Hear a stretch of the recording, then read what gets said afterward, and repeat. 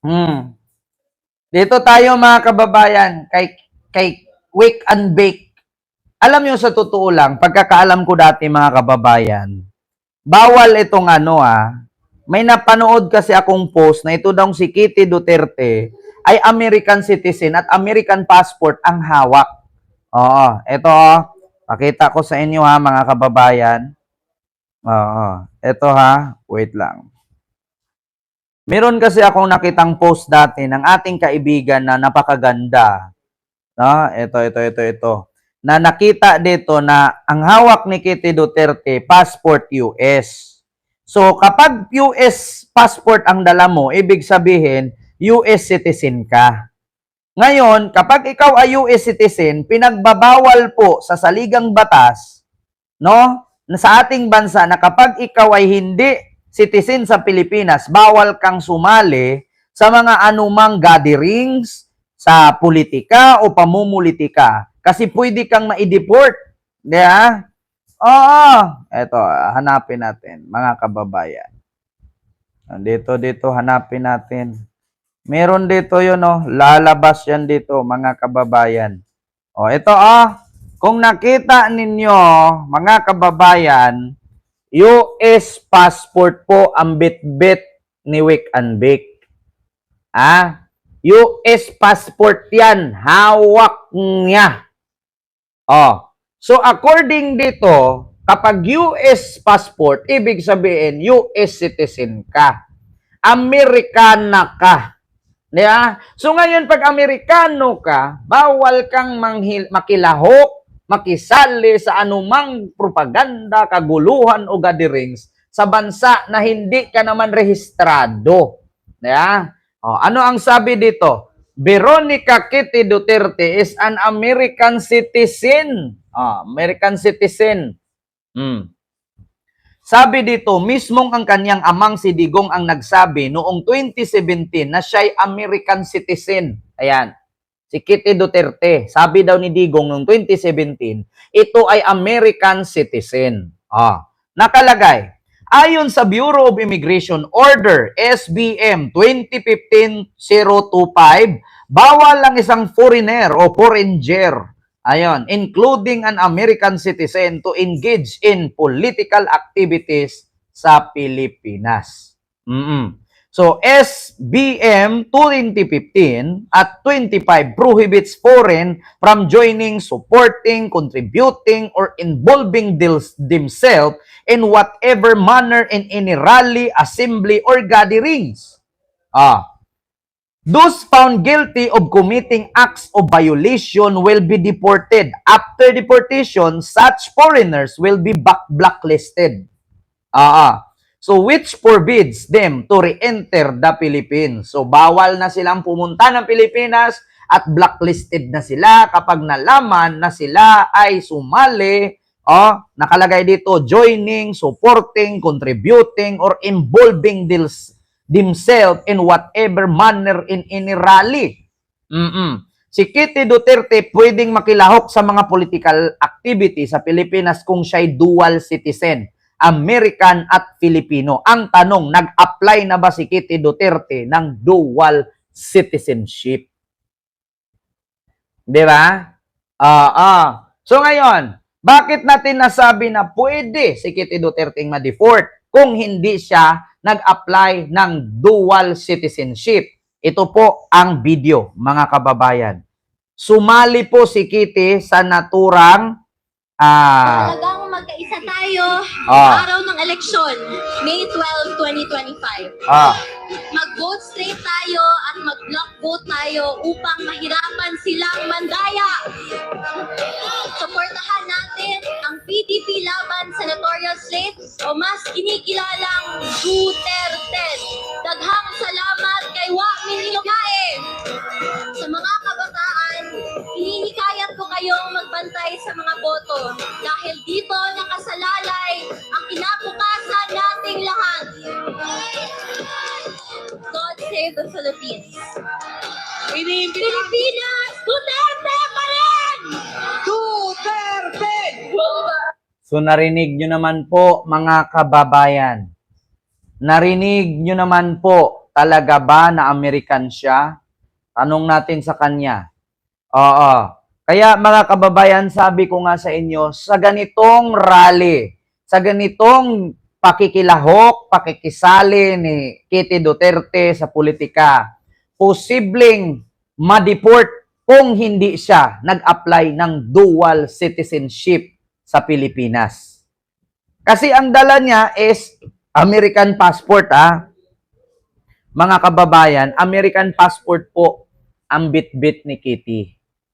So ngayon, kung dual citizen siya, wala namang problema. Ma'am Philly Dilutina, mega love shoutout po. Wala namang problema kung dual citizen siya. Pwede siyang makilahok, pwede siyang makisali. Pero hindi pa rin maaari.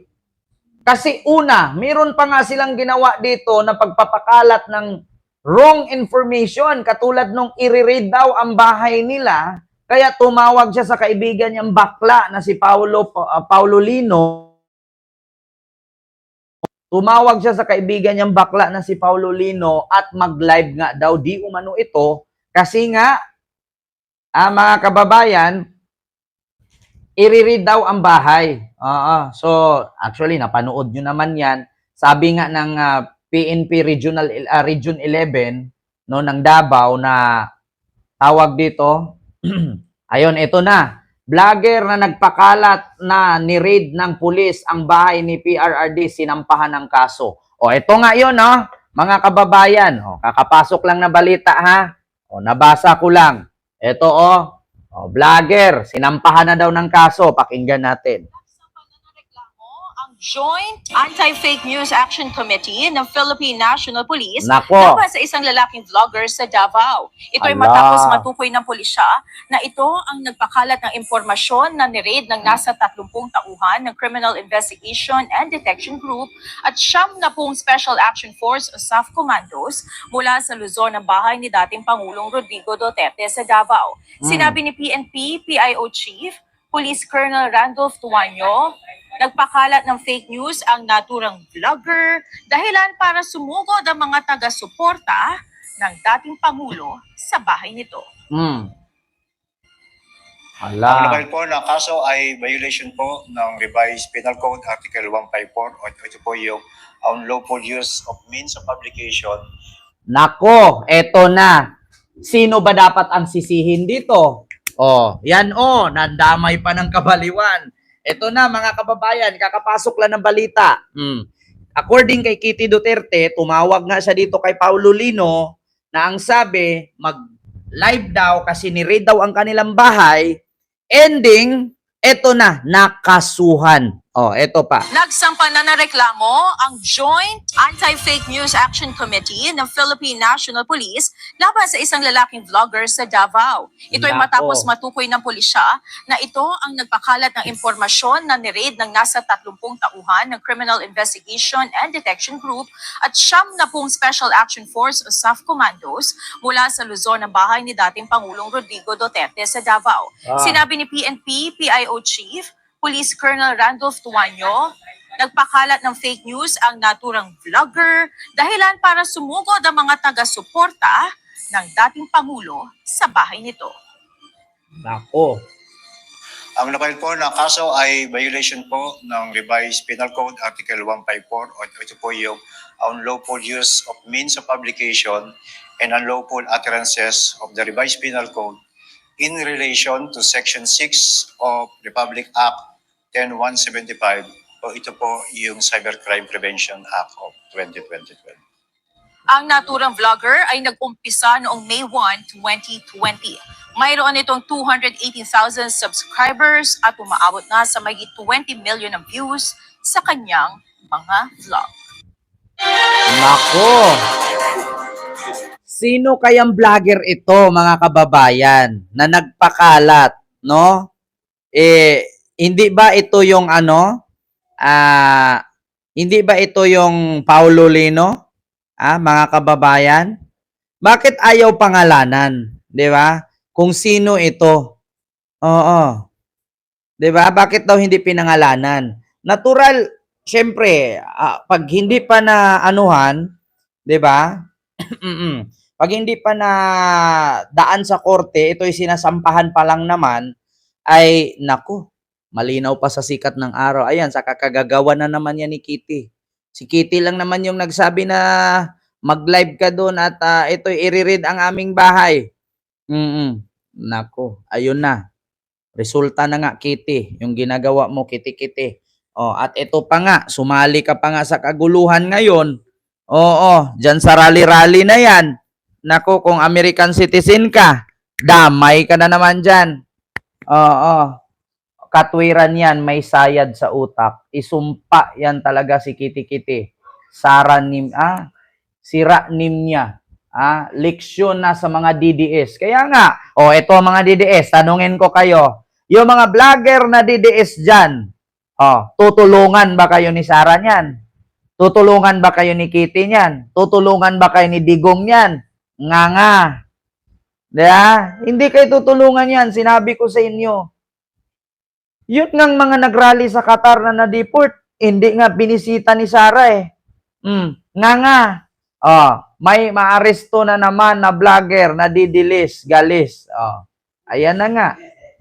Wala na namang yan. Deadman na naman yan. Di ba, Sir Kenry? Mami Tess, mega love shoutout po dyan sa Texas, USA. Ayan, mega love shoutout po sa'yo. Ayan, at sa lahat ng mga kasama mo dyan. Ano na naman yan? Deportation ang labas. Kay Kitty Duling. Sabi ni Ma'am Evangeline.